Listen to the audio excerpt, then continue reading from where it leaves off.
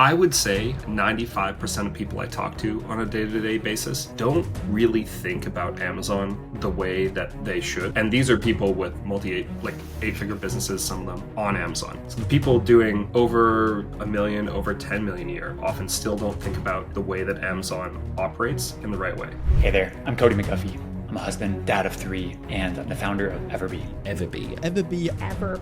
where we serve over 1 million creators across the globe, helping them grow thriving online businesses. I believe every single human is a creator, and I believe every single creator should own a business. A business that gives them the freedom to build the life that they dream of. Built Online is where creators, entrepreneurs, and leaders get real insights, real stories, and the edge to build something that actually lasts. This is where the next generation of builders get built. Sean, what's up, man? How are you? Hey, thanks for having me. Great to be here. Happy you're here. Very excited about our conversation.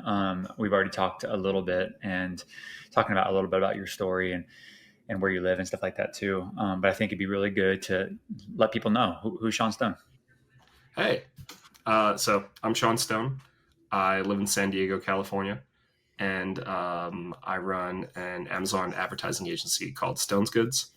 And I was telling Cody before we got online, I had a goal of producing a certain amount of content this year just to make sure that I give back to the community that's kind of served me.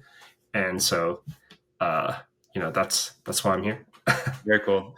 Well, it's cool because you're here because you have value to bring to our audience, and that's what I'm most excited about. And I'm looking forward to that because there's a lot of people that listen to this that are different phases. People are just starting their online business. They're like, I have an idea, or maybe I don't have an idea yet. I just want this like lifestyle freedom, and I want to start an online business. They kind of built online somehow, and they're listening to us. So today we'll be talking about Amazon primarily, and that's a vehicle to do that. There's also, you can start on Etsy. Cool. You could also start on EverBee store, just like, or you could also like start on Wix or Shopify or things like this too. There's a lot of different vehicles in order to like have that online business. Today we'll be talking about Amazon and Amazon ads more specifically, right? Yeah. Well, Amazon ads and Amazon organic sales and how those things work together because it's different than most other places on the internet. Very cool. Which would be fun too for me because I haven't really thought so much about Amazon FBA for years, like myself personally. But my first online business, like my first real online business, was an Amazon FBA brand, which was really cool to like start that because I think I started on hard mode. Actually, it's actually a little bit more challenging than I think the other. Well, maybe you could tell me how about that. But maybe before we go there, how did you even get started in Amazon, and how's it been for you? Yeah. So back in 2017, I was somebody who worked in B2B software sales. And to be frank, I didn't necessarily love it. It was something that paid the bills and produced an outcome for me, but it really wasn't my be-all, end-all. And I kind of had the fortunate situation. I know this is going to sound kind of funny to say, but the fortunate situation of randomly getting fired one day. Even though we had like produced some great results, the company I was working for just suddenly cut me and 3 other people in the same day. And so I kind of found myself in a situation where I was saying, well, okay, I don't necessarily need to go get another job at this exact moment. And that time freedom for the brief period of time kind of led me to ask myself, like, okay, what do I actually want to do with my time? Like, what does my ideal lifestyle look like? And that kind of thing. And so what I did was I just bought people dinner, bought people drinks. You know, I'm a pretty social, outgoing person naturally. And so I used my only skill of being able to talk to people to figure out like, okay, well, what does this next chapter look like for me? Like if I had to copy someone, who would I copy? And I met one of my friends, Evan, who had been in Amazon in 2017. He'd already been doing it for 3 or 4 years. And he was like, look, man, if you want help, I'll help you, but most people who ask for help never take action. And so I said, I will absolutely take action. And so what I did was I started an Amazon brand and had products up and selling within, I don't know, 60 days of making that decision. Cool. And that's kind of what led me down this journey. How many years ago was that? So that was 2017. Okay. Is that 8 years what? ago. 8 years ago? Yeah. Wow. Okay, cool. Very cool. And then when you got fired from that job, it's inspiring because. But you also said something that was interesting. You said that you didn't need to go get a job right away. Why did you not need to? Because did you have money saved up, or did you have some other cash flow stream? Like, what was it? Yeah. I had money saved up. That job kept me so busy. I didn't really even have time to To spend spend money. money. And you were a tech Yeah. sales, So so you probably did pretty good. It sounds like you were. yeah. Can I Yeah. ask you a Pretty well. ballpark for anyone listening to this, Hmm. or whatever you're comfortable sharing? But like, how much did you Yeah. have saved up? Like, what gives you confidence? What's the amount of money that gives you confidence to be like, all right, I can change my chapter, or I could change my careers for you. Yeah. So what I looked at was like, what's my lifestyle burn? At the Yep. age of 28, it wasn't a lot. And so I looked at it in like a number of months before I was in Ah, a, all right. yeah, it was over 100 grand. So Okay. I looked at it and I was like, at my current lifestyle burn, I could Two go years. probably 2 years. Yeah. 2 years of like purposely losing money and I'd still be okay. Okay. And so that was what I looked at. And I said, okay, it's probably worth taking a shot at living my dream life instead Super of living a life I knew I'd be unhappy with. really cool way to look at it. And I look at things like that too now. I don't think I did it when I didn't know to look at it that way, probably younger. But I think anybody listening to this, it's a cool way to look at that. Like look at your lifestyle burn, which is basically just like, what does that mean? It's like your monthly expenses on average, or you could Hmm. take total, let's say 6 months of expenses, total them up, divided by six.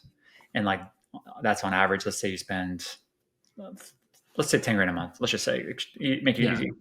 So you spend 10K a month. How many months did you, if you had no income at all, could you like survive with the money in your bank? It could be 0 months. And it's actually really common to have 0 months, so don't feel weird if you're that. It just means that you have to like optimize to build that thing up. And it could be 6 months, and it could be 2 years, and it could be ideally it's forever. Eventually, when you have interest Hmm. income and things like this, that's the goal for like true financial freedom. But I love the way that you think about that. I've never had that conversation before, so I wanted to make sure I noted that. Yeah. And I like, you know, I really appreciate you asking that question because I hope that somebody on here is Yeah. thinking about that. Like, hey, if I'm looking to really escape and get into financial freedom, um, one of the best things to do is to figure out a way to not spend too much money. And I mean, that's different for everyone. Not everyone who is listening to this is going to be a single 28-year-old guy with a decently paying job. Yep. Like some of you might be, living a completely different life. You might have kids, you might have family, you might have other dependencies in your life. But it doesn't matter what your circumstances, this principle can still be applied to your life if you think about it in the right way. It's really cool. Now that you hit that, actually, it just occurred to me when I first started EverBee. So this is over 4 years ago, or probably when I had the idea for EverBee, is 5 years ago. Um, there was a point where I had a job, and then my wife had a job, and then I also had a side business, which was Amazon. I was also selling on Etsy and selling all these other things too. But I didn't have, and I actually owned real estate. My first company was in real estate investing, so I actually owned rental properties and also flips. Oh wow. Um, I was like trying to sell them, on the market and stuff. But there's Hmm. eventually when I made the decision, I'm like, oh, I'm like I look really great on assets, but I'm cash Hmm. poor. And I remember feeling like, dude, anything could shift here and I'm out of cash. Like I will like my family is at risk because I have just no cash in my bank account. And it really was a switch that I flipped at that time because I was like, okay, got it. I'm going to narrow in on what I'm doing next, which is the next chapter for me, which is what you did. And for me, and I want everyone to learn from this, is I started using my resources to turn it into cash. And so what I did is I just was Mm. like, I'm selling every piece of real estate. I mean, I like sold every single thing I had, which wasn't a lot, and it wasn't that much Mhm. equity. But I just started being like, okay, I'm gonna need 12 months of runway to do this next chapter, and I don't want to like have my family suffer so much. So I'm gonna stack it to where I have 12 months of runway minimum. And Mhm. so I sold everything and put it all in the bank account. And I'm like, cool, I have 12 months to make this thing work. 12 months is enough time to make something work if you trust Yeah. yourself and just keep going. Um, so anyway, side story, but that's Wow, definitely that's really inspirational. You know, like there are so many people who use family as an excuse not to start a business, and I truly respect you for thinking about how do I make this work. So, I mean, congratulations to you, man. That's super super cool. thank you, man. I appreciate that. I think where people right now have families right now, and they're just like, or maybe it's you. Some people like you, they're like, I don't have family yet, but like, I better be super risky now because I'm gonna miss my window to be entrepreneur. Do you ever feel that way? Uh, every day, I'm Yeah, like I gotta charge forward nonstop. yeah, super Yeah, cool. Can I give you something though? yeah, I please. I have 3 kids, married. Uh, Just hit our 10-year Congrats. anniversary. Uh, and dude, that fear right there, that like fear, whatever it is, that worry of like Hmm. I'm gonna lose my entrepreneurship when I have kids, it's a myth. Hmm. It's a myth. It's not true. Hmm. Um, it is. I became more inspired, more ambitious when I had children, and I came laser focused when I had kids. And the more kids I had, it seems like it just kind of like amplified, which is really cool. It might not go Hmm. forever, but my point is like, um, I don't. You're an entrepreneur at your heart. Having throwing a Mm, kid in the mix, 2 kids in the mix, is not going to change that. It's going to amplify it. mm. Anyway, I'm not sure if that's helpful for you or anyone No, listening. I want to share it. that's incredibly helpful. It's more than anything, it's a nice reminder because it's like, look, I don't currently have kids, but it's definitely something I want. And when I look at it, I think to myself, like, yeah, if it's something that I want in my heart, it's never gonna leave me. Like that spirit's not gonna leave me. No, No. no. I mean, some people it does, but they didn't leave them. They just like suppress them, and they let fear. But if you're thinking about burn rates and you're thinking about all this stuff now, like that stuff will just continue to carry on. It just keeps going. That's exciting to hear. Yeah, really cool. I know we haven't talked about Amazon yet, but No, I just yeah, I'm just happy to be here. let's talk about let's dive into Amazon. Let's get a little bit more Okay. granular. Yeah. So maybe let's target the person who is already selling on Amazon, Okay. and Yeah. that person, let's say it's me, and I'm just like, cool. I just launched my first fitness product on Amazon. I'm super excited about it, uh, but it's like my first business, and I don't know what the heck I'm doing. Mhm. What are some things that I should be thinking about right now, and doing right now, and how can you help? Yeah. So I would say 95% of people I talk to on a day to day basis don't really think about Amazon the way that they should. And Okay. these are people with multi seven figure, multi eight figure businesses, some of them on Amazon. Um, so the people doing over a million, over 10 million a year often still don't think about the way that Amazon operates in the right way. Amazon, in my opinion, and we're going to start at the very bottom and we're going to work our way up. But it should make sense pretty quickly. Amazon is a search engine just for products. So on its own, pretty simple. It's like Google, but just for products. A lot of data now shows that consumers skip Googling products and immediately will just go to Amazon, whether it's the website or the app on their phone. It's one of the most popular apps on the internet. I intend. Yeah, high intent, and most people who are going there are looking for something in particular. Now, it's not the only place. I like when I work with some of my clients, I recommend they get onto some kind of web property they own as well as maybe other platforms, whether that's Etsy or TikTok Shop or anything else, or all of those things. Yeah. So Um, every store, I agree with that. I'm preaching the exact same thing. Like your home yeah, base should be the platform, whether it's Wix, Squarespace, Shopify, or EverBee store. I'm biased. yeah, EverBee of course. store, and then you have a sales channel, Amazon, which is an excellent sales channel. Is that correct? Yes, that you're making my point for me better than I can. So thank you. Um, but the way that you should think about Amazon is different than the rest of the internet. Everywhere else on the internet, there's no built-in traffic engine for you. And so on Amazon, there is a gigantic amount of traffic that is already there, that is there for you to capitalize and for you to start making what we'll call organic sales, or sales you don't pay for on the platform, aside from the FBA fees and the referral fees. But like, you're not spending any money on advertising to make some of these sales. Now, really what you're looking for is to maximize that percentage, the percentage of sales you're making that are not paid, because those are going to be your most profitable sales. And so there are a lot of acronyms and things like that that people talk about, like ACOS and TACOs and organic sales percentage. But let's just throw all that stuff aside for a second and think about this from first principles. What Amazon is a comparison shopping search engine. Okay. So what shoppers are doing when they show up there is they're not just looking at any specific product, they're looking at a product and comparing it with other products. Mm-hmm. And if you look at Amazon's search results, that starts to really shine through. So that's like the first major point that I want everyone who's listening to this to kind of take away, is like comparison shopping search engine. Does that make sense? It does make sense. Yeah. Yeah. So how do you take advantage of this? Yes, exactly. So how do we take advantage of this? What you need to do is you need to think about, if I am trying to take advantage of the organic sales percentage, then or try to take advantage of the organic sales and the organic traffic that exists on this platform, then you need to ask yourself, okay, why do they give organic sales and organic traffic to any one product? Mm-hmm. And the answer is actually quite simple. And so we're going to talk about this all from the concept as if there's only one person who works there, and his name is Jeff.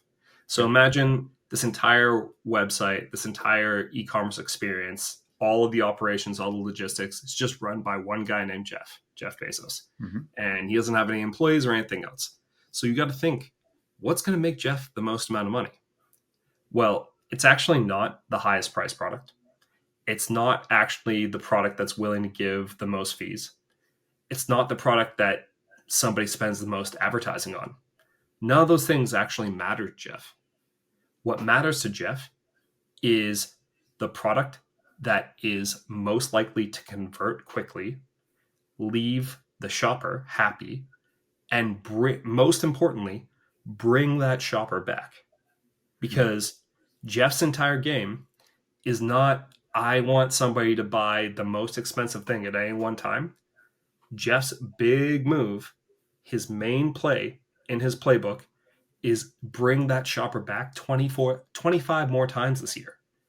I mean, I don't know how much the average person listening to this shops online, but there is a big subset of the American population who just buys and buys and buys nonstop on Amazon all day long. Yep. Yeah.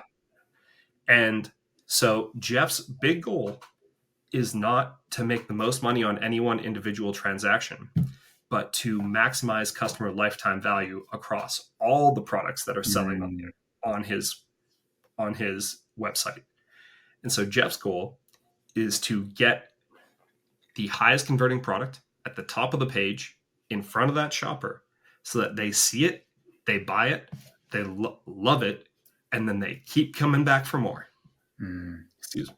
And so that's really like the first principles of selling products on Amazon, and how to become one of those people who sells 10 million a year on any one given product. Okay.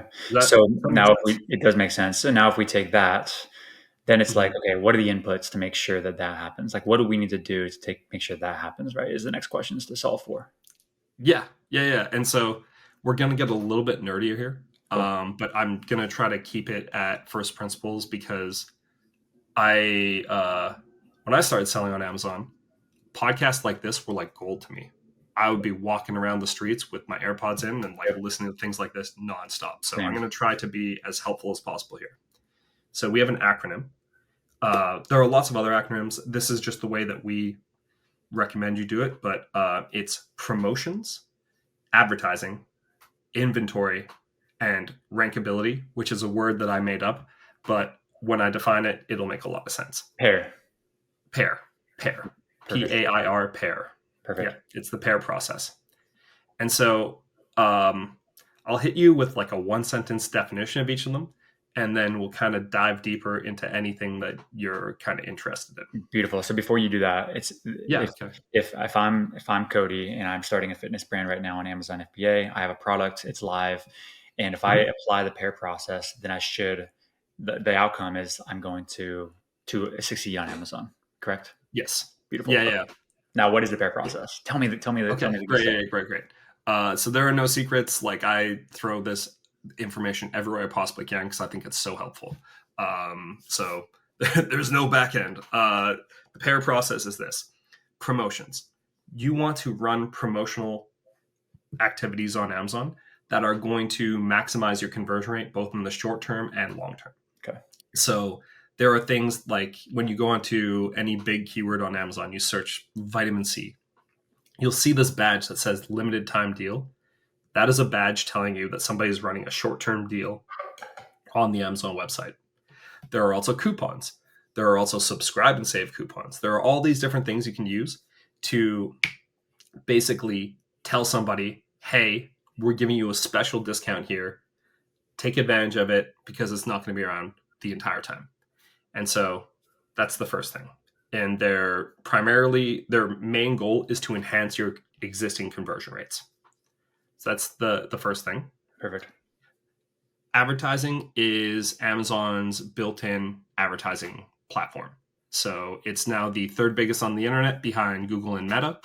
And really, it works very similar to the way the Google keyword bidding system works, where you spend money on specific keywords and then you get some data back about the amount you spent, your clicks, your impressions or clicks, your orders, your sales, and then you can calculate things like conversion rate, return on ad spend, or ACoS in the Amazon world. And it's basically, that's advertising. And you can use your advertising to enhance your organic ranking by continually telling Jeff, hey, when people see this product on this keyword, they buy at a high frequency, you should start to push this up the search results. And especially when you combine a promotion with really effective advertising, those two things together will drive up a lot of good results on. Yeah. So that's already the secret sauce. The other two things are how to, like, they're the two insurance policies. Okay. So inventory. Again, we're going to go back to this analogy of a guy named Jeff running a website. Jeff really wants shoppers to come back. And one of the key things he's kind of noticed is that when shoppers get their products really, really fast, they tend to keep coming back because they're like, this is an amazing experience. To the point that Jeff actually tells you in the search results when a product will most likely arrive at your door.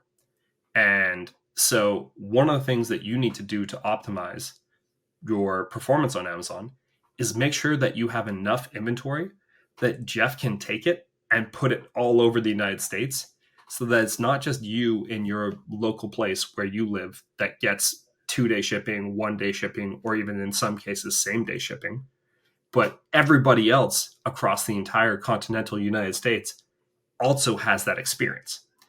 And so the people who are selling a ton of product on Amazon are usually optimizing their inventory levels to really maximize their performance across the United States, not just having a little bit of inventory in there to kind of take advantage of something. It's like, how do we give Jeff's customers an amazing experience every single time?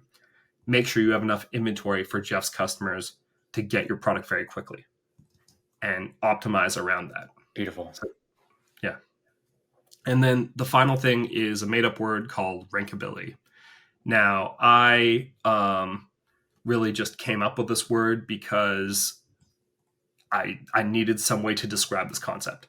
And the concept is, how do I take a product and through a combination of promotions and advertising, so PA, and if I were to use a combination of those two things, do I realistically think I could get this product into the top five organic spots on Amazon if, like, yeah, on one of its major keywords, not if, on one of its major keywords.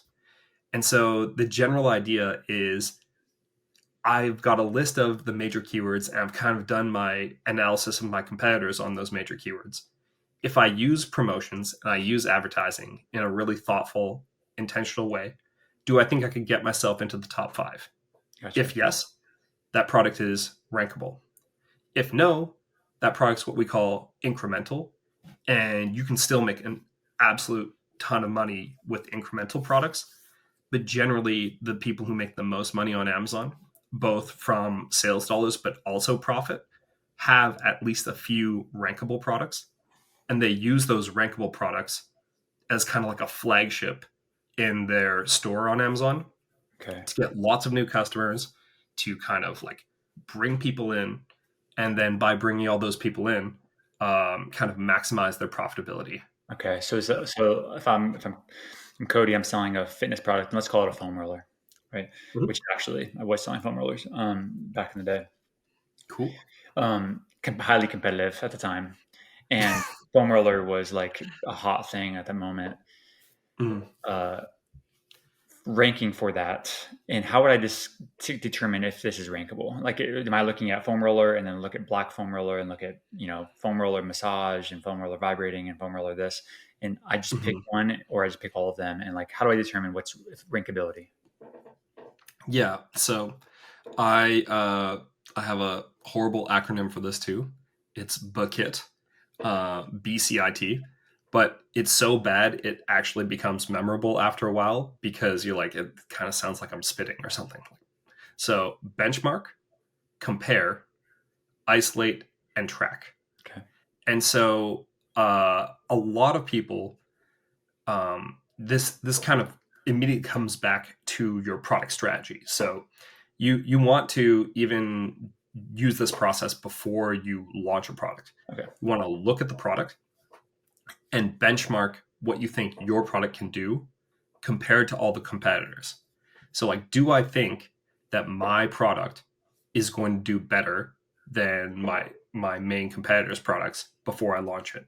Okay. And having like a good reason why. Generally speaking, we ask our clients in one sentence, why do you think this is going to work? Give me an answer, and I'm going to give it a score out of 10. And that almost always gives us a really, really solid. What's a good answer? A good answer is we have a low cost of goods sold, and we've made a new unique change to the product that's going to make the product experience better. Okay. So That's a great answer. a clear differentiation would be a great answer. Like, let's say I have a toothbrush, and I'm in the toothbrush category, and somehow I've made this toothbrush where it, like, I put it in my mouth and it just like cleans all my teeth for me.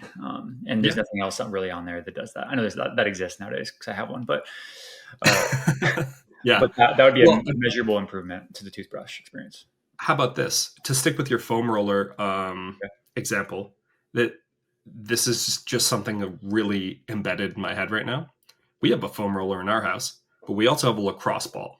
Mm-hmm. And they kind of serve different functions. Mm-hmm. So the foam roller is to kind of like take care of big body parts, mm-hmm. but then the lacrosse ball is sometimes really handy for if you've got, which I often get, like neck pain. Like I get like a seized up neck or something.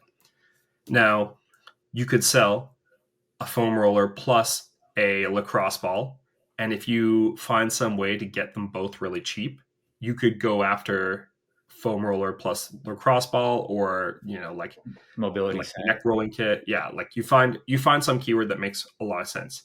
But then you take it a step further and you say, you know what, the average person has one or both of these in their home already, but what they always end up doing is they end up losing the lacrosse ball.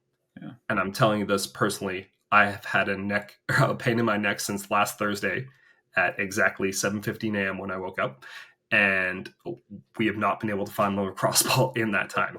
So imagine on the foam roller at one of the sides, you had a little attachment where you can keep your lacrosse ball. Yep. That would make a great product. Got And it. I'm telling you that from a source of pain that I am currently in. Very Because cool. And there's a million examples. There's a billion yeah, examples of those things for each specific product, like a hairbrush that turns into a hair dryer also, which now exists, right? But it didn't exist yeah, previously, right? yeah. But the changes, the improvements, they actually don't have to be that big. Mm, And a lot of the times, like, and something else that can be an improvement is we just found a way to make this product cheaper. mm, I've seen that quite a few times. So really what you need to do is put yourself in the mindset of the shopper and say like, okay, what is a better, like what would be a better result for the shopper? A lot of the time the answer is just like, I want the same thing for less money. And that is a big thing that Jeff likes to provide. Like yeah. he's Jeff thinks about himself compared to the rest of the internet and says like, there are all these internets that charge for shipping, or all these websites that charge for shipping, that have slow shipping, that like have an overpriced products. So you're just paying for a brand. Jeff doesn't want any of that to happen on his store. Yep. But coming back to Bookit, benchmark.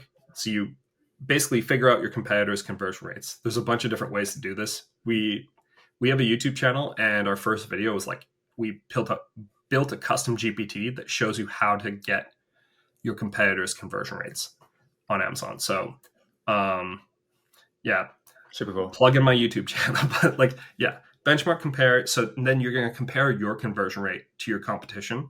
And so Cody just launched a foam roller, and he now has some advertising data because you needed to turn on advertising campaigns to look at how you did compared to your competition in your first few weeks of selling. I would be looking at all of my search terms that produced 2 or more sales. And if you have more data, then keep raising that threshold because you'll get closer and closer to statistical significance. But the point remains the same. Like if I have a bunch of advertising data now, how do I use that advertising data to kind of figure out how my product specifically converts compared to my competition, which I benchmarked in the first step. Mm, So okay. that's benchmark, find your competitor's competition, compare, look at your conversion rate, and compare that to the conversion rates in the first step. Does that make sense so It far? does make sense. Yeah. And what are the you work with a lot of clients, and you also have your own experience selling on Amazon. Do you still sell Mhm. on Amazon today, or do you mostly moved into the No, industry? I transitioned full time to consulting in 2019 when Perfect. I went went out of stock for like the fifth time, and I had a Facebook Messenger full of people asking me like, "Hey, can you run my ads for me?" Very cool. That's Just obviously market pool. You yeah, perfect. What is like? I want to kind of size up the opportunity for selling on yeah, Amazon. For Cody looking to sell foam rollers, for example, on Amazon, and I have a fitness brand, so I have a fitness brand on my EverBee store, but I also and I hmm sell there too. But I also hmm want to like I heard about Amazon FBA. I'm like I'm gonna do it. What kind of if I executed well, hmm what kind of revenue and profit should I be expecting in that sales channel? So I hate answering questions like this, Yep. so I'm gonna say it depends, and then I'm gonna unpack it. I hope Cool. that's okay. Yep. Yeah. So what it really depends on is how well suited your product that you're selling on your EverBee store is for the other platforms, like the other platforms you're considering, Yep. whether that's Google Shopping, whether that's Amazon, whether that's TikTok Shop. It's really about like It's everything. how, yeah, how well is that product suited for the rest of the internet or whichever other channel. So, for example, say you have a bunch of unique features and you have a very competitive price compared to what people are selling for on Amazon, then the opportunity is massive, and it really comes down to what keywords can you capture. Okay. I think foam rollers probably sell something in the top. I would say the top 5 foam roller sellers probably sell at least $5 million worth of foam rollers per month. Per month. Uh, yeah. No, some of these guys are selling insane volumes. When Okay. you look at foam roller, the main keyword, and then kind of like the top few sellers, the opportunity is quite substantial. Wow. Okay. So But yeah. yeah, So the point, it obviously depends on the product. It depends on the market. It yeah, depends on everything, all this stuff. But the point hmm that I was trying to nail down, and you nailed it for me, was there's millions per month to be made depending on the hmm product. So Amazon at least is worth exploring if you're not, if you haven't opened up that sales channel yet. And if you are in that yeah, sales channel and you're not getting any sales, just learn how to do it, and it'll probably open it up for you. And it could be the sales channel for you. I personally have Amazon FBA friends that have built hmm multi-million-dollar businesses and sold them as well. hmm So I've personally seen it happen. I also ran my Amazon brand, not to be to that scale, but it was hmm certainly, it was a revenue stream that was I could live off of, right? It was meaningful. So that was hmm really important. I want to wrap up because I know we're getting close on time, but there's a couple things that I wanted to ask. Maybe I'll add them into our rapid fire questions. Is that cool? Perfect. Yeah, Let's do of it. course. Giveaways, Amazon giveaways, are they still a thing? They're not so much a thing anymore. They've morphed. There's a different version of the same thing where you give product to micro influencers, and then those micro That influencers traffic. search, find, and buy, and then they have to post about it, and that's like the workaround. Okay. So you're Yeah. giving away. Do you still like mathematically work out how many you have to give away and how many posts you have to have? Is there still like a formula to that?